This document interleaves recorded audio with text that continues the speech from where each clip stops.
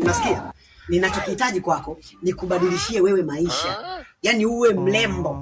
Mrembo wa dunia. Kama wakina Beyonce, wakina ni pesa ninayo. Mimi si mtu wa kawaida. Wewe huyo?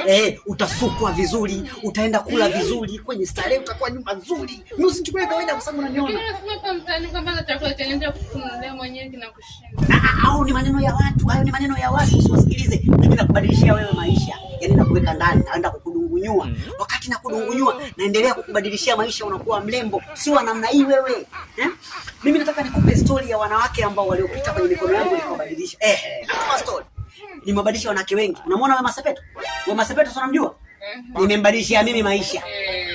Sio masiala. Achana na Wema Sepetu. Unamwona huyu Zuchu? Mimi ndo nimembadilishia maisha. Na wewe nitakubadilishia maisha. Mimi nimeshawahi kukutana na akina Beyonce. Beyonce akawa ananidilia lakini nikawa simtaki. Mimi nakubadilishia wewe maisha.